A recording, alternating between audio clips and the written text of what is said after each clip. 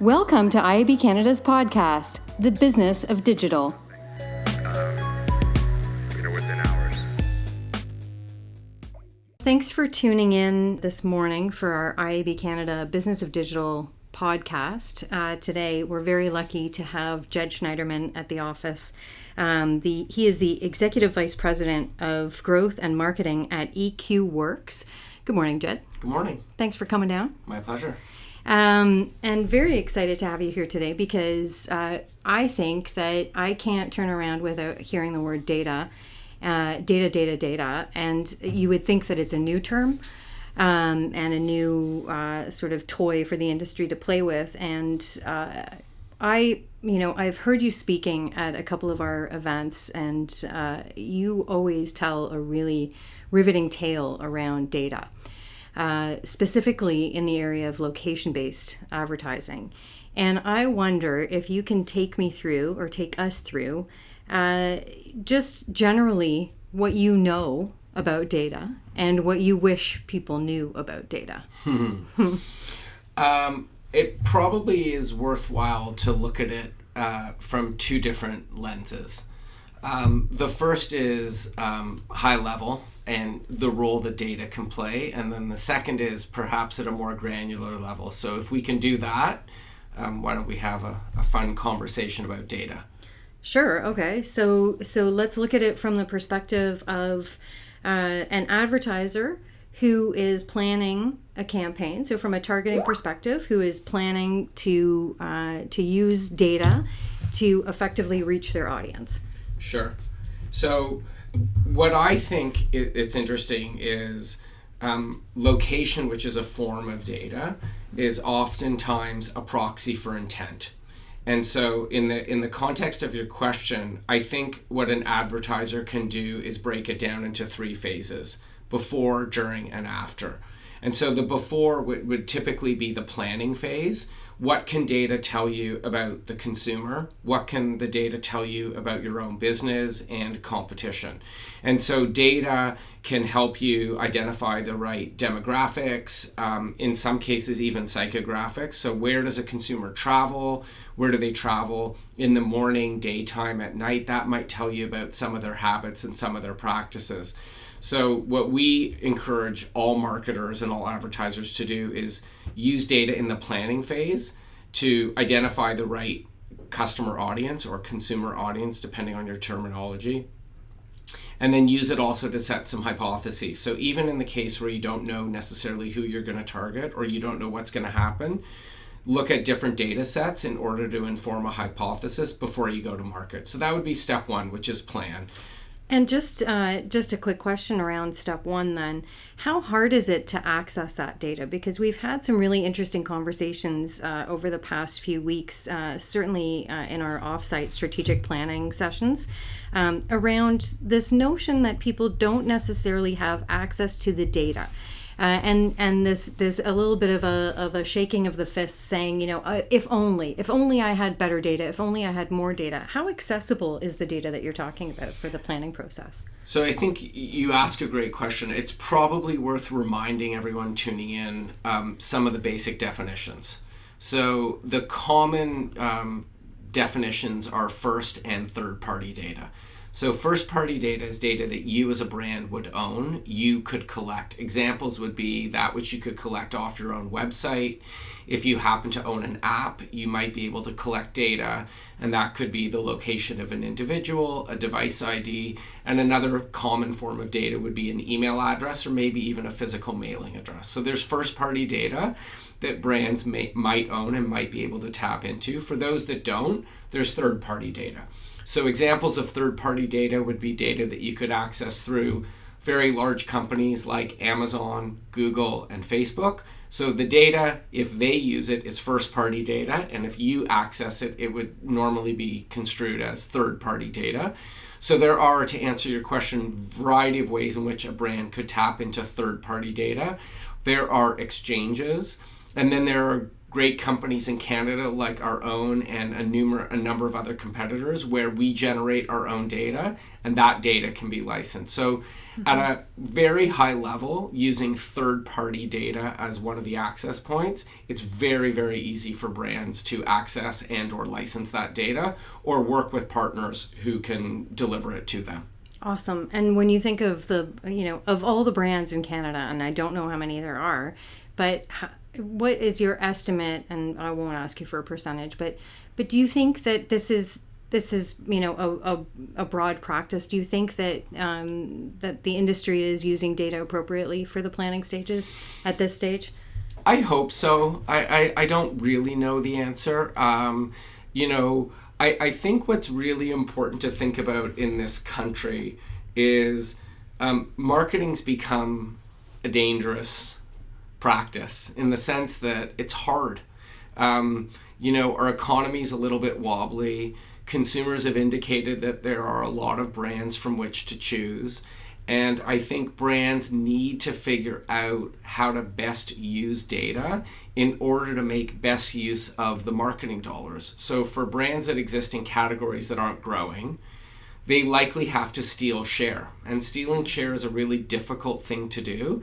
And I think if one were to attempt to steal share without the benefit of data, I think it'd be really difficult, and it could prove to be very costly for a brand to do so without data. Mm-hmm. So there are likely a long list of brands that are doing a very good job, and there are probably a long list of brands that are trying to just sift through the data that they have. So again, A for effort as to whether or not they're actually seeing a favorable ROI. You probably need more people on this podcast to answer that. Right.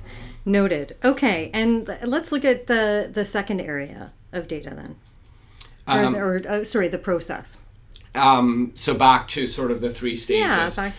So I think stage 2 would be going live, as in, back to your question about the advertiser. Once you've done some planning and you've done some audience segmentation, or you've designed who you want to talk to, you go out and market. And whether you're doing that on your own through search or social, or perhaps you're buying display media on your own, or you're working through a partner, you should be looking at all the various elements that you can test. So you can test 2 different audience segments. So you could vary up location, you could vary up time of day, you could vary up device type, you could look at the data a lot of different ways. Hopefully folks are coming up with at least 1 or 2 different pieces of creative that they can test, because I think messaging is always an example of, frankly, testing data, even if you don't have a lot of data. And the reality is, you run your campaign. Hopefully you're in market for an adequate period of time where you can actually make adjustments on the fly. We typically prefer that a campaign be in market for at least a week before we start to make any tweaks. Sometimes people get a little panicky when they start to look at whatever they can measure and they ask for changes, but oftentimes we think at least a week to get a benchmark. And then you can start modifying. You run your campaign and you see where you net out. And my big belief, independent of all of the buzzwords, all of the technology, is set really good hypotheses, set hypotheses that you can prove, and then see what comes out on the other end. And that would be the end of phase 2. So you run your campaign and then you analyze. And again, if you've set really good hypothesis, and this is really boring stuff in the sense that, do I have to set a hypothesis? I'd rather, work on creative, or I want to come up with a great big idea for social. But the reality is, if you can't measure it, you can't prove it. So set a good hypothesis. And phase 3 is take all... Whoa. Well, hang on. Hang on. You're not getting off that easy. So in terms of, the second phase, we are, what's today? Today is Tuesday, the Tuesday after Cyber Monday. Yes. And before recording this podcast, you and I were talking a little bit about LinkedIn and about social media posts. And there are so many examples of retailers that have been posting pictures. It looks like, war rooms basically set up in their boardrooms. And by all accounts, what's happening is that they're measuring minute by minute, SKU by SKU, the results of their existing efforts. And I wonder, maybe, Cyber Monday and Black Friday? Yeah, Black Friday. I don't participate in those, so so maybe that's an anomaly for those two dates. But what would you say is the difference between looking at something from a minute by minute to a longer time frame? Because I know you were talking about this idea of having enough data, spending a week in market, but there are some businesses like the retail industry that depends heavily on every penny and on every investment. What do you say to those brands that are working around the clock on this? So on the question of time frame, I think the first filter is what business are you in. So I think you raise a really good example around e-commerce. I do think that Black Friday and Cyber Monday, much like Christmas Day and Boxing Day, are probably 4 dates on the calendar that are extraordinary. But let's go with your question. I think it comes down to what business are you in. So the example of a retailer selling direct to consumer is they have a direct relationship with the consumer. They have loads of first-party data. And I would argue that the objective is performance or commercially driven. They are measuring transactions. My comment was more about people that probably are doing brand building work, people that are building for the long term, as opposed to a discrete objective like, I want to sell more widgets per hour or per minute, or I'm looking at dollars flowing through my system on a per minute or on a per hour basis. So I think your question is a great one. It perhaps would be wise just to further tease out the idea is you probably have to look at the business that you're in and then look at what time frame you're in. So I think brand building, so equity building activities should be measured over a longer period of time. But I do think if you're in a business that is, call it performance driven or direct response driven, so I'm measuring signups or I'm measuring conversions or I'm measuring get a quote or book a test drive, those things I think can be measured in real time, in which case I think the use of that data is quite different than over a long-term or a brand building objective. Okay, great. Last week at our Report on Data event, there was a really great presentation by Loblaw who suggested that feeding the funnel, so the activities that you're talking about, the brand building activities, are equally important, if not in some cases more important than the performance side of the funnel. And I wonder, do you have any comments on that? Because there has been a lot of talk recently about applying performance, basically the performance metrics or performance attention and approaches to the brand equity building side of the business as well. What say you? So, it's an interesting question. At a very rudimentary level, consumers have to be aware of your brand before you can really make good use of data. So I think, on your question of feeding the funnel, I think what you can probably do is use data so as to understand where people are on an awareness continuum. So as I mentioned off the top, we believe that location is a proxy for intent. So we've done some really interesting work on modeling loyalty within certain categories. So for example, if someone is in a coffee and tea category, so if you think of the major players, we're able to model how often someone goes to each one of those brands within a month, and then therefore measure loyalty. So what we're doing is we're helping brands understand what percent of total visits they're capturing. That might be a leading indicator or not of awareness. So if you're a very large brand where frankly you're probably got high awareness scores because you've got locations on every street corner, if you don't have that luxury, you as a brand will have to drive awareness in other ways because your real estate won't do it for you. So yes, feeding the funnel from an awareness I think is critical.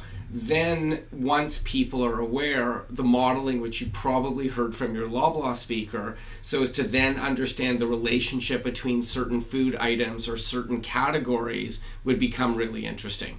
So I think the data can predict both at the awareness level and perhaps lower down in the funnel. And so I think depending on where you are as a business, you may want to take advantage of one and or both. Great answer. And I think that it sort of bleeds in, if I'm not wrong, to the third stage a little bit, right? So you may now, Jed, you may now go on to stage 3 of the use of data for the purposes of media. Yeah, so I mean, again, back to some sort of like isms or truths that I believe. One is I always think media should function as research. So anytime you spend $1 on marketing and media and advertising, define it however you like. But if you spend $1 to talk to a consumer, be it existing or a prospective consumer, it is your duty to learn from it. And so as long as you're learning, I think failure is acceptable. And so phase 3, having sort of done a little bit of homework, having spent some money in market, phase 3 would be, what did I learn and how do I simply get smarter? And I would encourage those listening to use this thinking to conduct thoughtful experiments within their organizations to convince their managers or their coworkers in other departments to try something new. Selling internally is understanding what each person cares about. And if you can construct an experiment where different departments or different business units still learn something from a marketing program or an experiment, you can probably get more people on side. And so the third phase really is, what happened? What did we learn from it? And I kind of, it's a somewhat simplistic approach, but we say, okay, we learned something, it worked, great. How can we do more of it? So in the context of targeting and data, can we find more consumers like this? And if it didn't work and we can understand why it didn't work, we can fix it. And if we did it and we can't learn why it worked, we move on to a new experiment. And I think if you take that approach, it builds a culture of learning within an organization. It makes failure acceptable within a box, meaning you're not going to lose a lot of money or you're not going to see a huge opportunity cost. And data can be your friend, for lack of a better expression. That's fabulous. And I wonder how many organizations are actually exercising this sort of, learning muscle. And there's also this idea of being able to tell the story afterwards and taking insights from the marketing activities and being able to basically draft a story that makes sense and one that opens the door to new chapters for the business. And there were some I remember the examples as far back as a decade ago, where more than a decade ago, where organizations untapped entirely new product potential based on just looking at the incoming data, and it was almost like an unintentional data byproduct that inspired them to build out a new product. I'm talking about Nintendo, where they started to realize that the females between the ages of 30 and 40 were actually spending more time on the devices, playing intellectual games. So brain games. So then they realized that there was a whole new market targeting the mother and not the child. Well, I think on the idea of telling a story, I think it's probably important for people to be thoughtful about what data they collect and how much they collect. So just because one can collect data, back to your question and your comment, doesn't necessarily mean you can tell a more informed story. So I think it behooves, again, those listening and those working on data to really question, the value of collecting specific data. We have all heard the term, analysis paralysis. And so just because computing power is improving and just because we've got more ability to crunch and analyze data doesn't necessarily mean it's data that's useful. So I think, on the third point of analyzing, making sure that we're collecting the right data that can actually move the business forward, I think is critical, because I think otherwise people will become disenfranchised. There's always these pendulum swings within our industry. And I mean, back to our reality, probably not just in Canada, but within North America, as business does get more competitive, as brands fight with, small competitors and niche players, I think getting the right data in order to move the business forward and ensure that this just doesn't become another passing fad, I think probably will get more people on side. Well, your last point around, it was a little bit themed around, just because we can doesn't mean we should collect certain pieces of data, which speaks to, I think, a lot of different conversations we're having right now in the industry. There's a lot of bubbling sort of networks talking about ethical use of data, and the future that lies ahead, not only from a regulatory standpoint, but also from a self-regulatory standpoint. And how does the industry respond to international regulations that are starting to really impede the ability for Canadian businesses to collect the enormous amounts of data that, in some cases they don't even need, which, that's fair. But do you think that, if you looked at a crystal ball, do you think that the privacy regulation and the changes that are imminent in Canada are going to have a significant impact on basically the three stages that you've just described? So I think the short answer is yes, and I'll elaborate.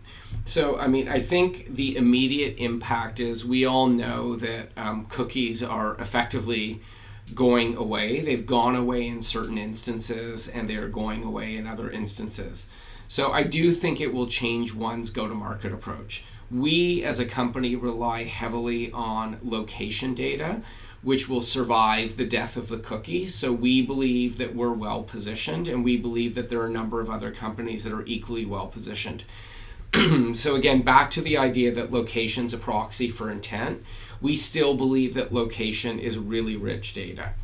I think the second key point is with the degradation of some of this tracking, so seeing what Canada is doing either by requirement or by choice, so staying in line with GDPR or the California Privacy Act, I think what it means is that a lot of brands will have to figure out ways of having one-to-one conversations with consumers.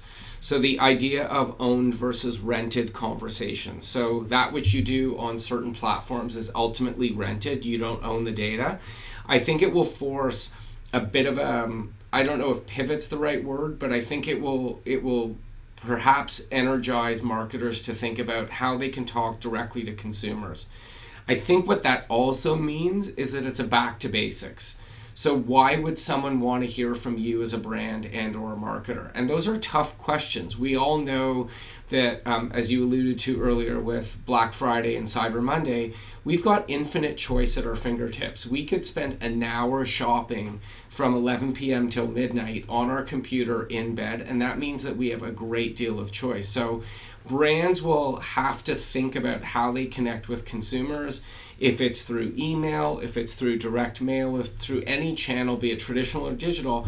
They're going to have to ask the question, why is someone going to want to have a conversation with me as a brand? So on the one hand, I do think certain targeting will still survive.